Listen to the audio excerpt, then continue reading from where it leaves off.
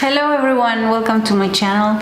Today we're talking about two tactics of manipulation that usually the covert aggressive uses, people that want to manipulate you will use. These tactics these two come hand in hand and they usually use them both together, but mainly when the aggressor wants to get his goal, which is to get you to doubt yourself. They tend to mix different manipulation tactics, and we're going to look at them here in these videos. And we've already talked about gaslighting, so the maximum gaslighting effect will be achieved if they combine these manipulation tactics. And you need to look at this as simple as it sounds. They will use manipulation tactics in order to achieve their goals, and their goal will be to confuse you basically and to make you second guess and doubt.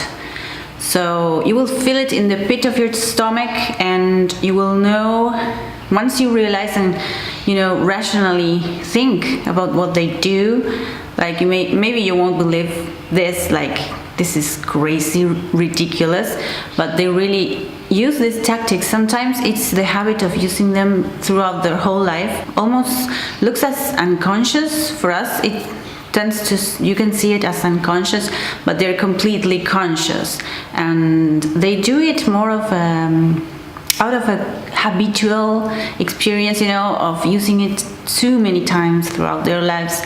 So if they use this thing since they were kids and they learned it from their parents, so that's what they do. The more tactics a manipulator uses, the more effective the gaslighting effect will be. So they will make you second guess yourself. You will start thinking like you're doubting yourself, or maybe that you're going a bit crazy because anything makes sense anymore. Like in these two, you will see it very clearly. So let's look at the two tactics that we're talking about today. As you start unmasking these guys and realizing their game, what they're doing, you will start to confront them more, and you will feel more secure to realize that that thing that you feel right here in the pit of your stomach is exactly what is telling you that you need to confront them and stand your ground. So that's exactly when they're going to start using more and more manipulation techniques. So, and this is the case, exactly these two come up when, for example, you confront them and they feel like they have no way out, like it's obvious that they did this. So they will never say, I'm sorry, like a normal person would. They will turn the tables and the victim is going to be them. They will portray themselves as a victim, and although you're pretty convinced that you've been manipulated and that you are the victim actually of what's going on, they will portray themselves as a victim, and in order for you to feel sympathy and pity and they usually combine this with another technique, which is turning, rewriting the history of what happens, changing small little details so that when they talk to you, they change the story, and then you start thinking, okay, wait, that didn't happen exactly that way. Details are important in the story, but they will, conveniently avoid them or add them, depends on the story that benefits them. So this is completely nerve-wracking and enraging, I would say. This is completely enraging to be on the other end and to witness how these guys change the story and put themselves in the place of the victim. That's horrible. Like, that's a terrible thing to go through without getting anger. I dare you not get angry about this. And this is completely enraging because you see the injustice in all this. They just act. I believe they're great actors, so they can put themselves in the place of a victim like this and they are even willing to overact, like, oh, this is terrible, what are you doing to me? That kind of behavior, that's what they can do, really. And you're like on the other end looking at them like, what is this? Like, this is completely ridiculous. I'm the one that's been going through all that, you know? So that's how you feel. And then they take it a little further and they add the other technique, and which makes all of this so cringy. That's the word, right? It's cringy because they go ahead and vilify you, the victim, the real victim. So not only they're putting themselves into this place of victim, they will put you in a place of aggressor.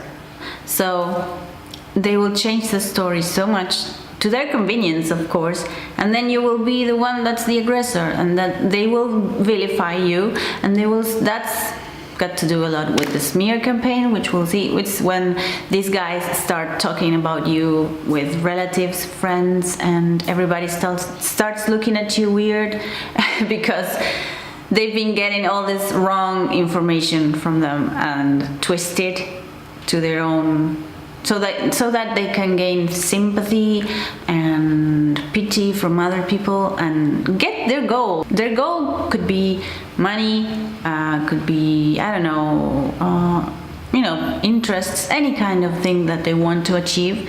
So, and they make you doubt yourself, and then they want you to be weak and second guess yourself, and, you know, so much so that they can do whatever they want to achieve, you know. So, and they also, when you start to confront them, they will need these techniques more than ever, because they want to be portrayed as the victim and you as the villain. This is completely enraging, and when you go through this, you don't understand like what's going on, and you don't know you're being manipulated until you are well into that, and they take you smoothly and in a very covert way. That's why it's called covert aggression, because it will never be direct. They will use all this. Sometimes it is direct also, I must say. So this is a great way for them to put you on the defensive, and once you start defending yourself from something that is completely unfair and wrong, and you feel like that's you need to know you're doing this with a person that has no malicious intent, you can completely defend your part and say, I didn't do this went wrong, I think you have this confused, and then you can work it out. But with these guys, it's like talking to a wall. So they know what they're up to, so they are putting you on the defensive, so that you will start talking everything about your attitudes, trying to defend yourself and explaining the truth to them. So you're on the defensive, trying to defend yourself, and you're not thinking anymore about them and what they did wrong and what they're doing to you.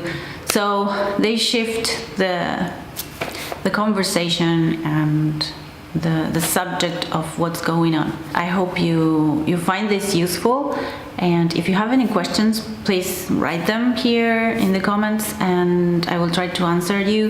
If you have any ideas for a video that you are wondering about, or any questions about this, please go ahead and ask me anything about narcissism and psychopathic personalities. Yeah, we will keep exploring these tactics, and yeah, I will see you in my next video.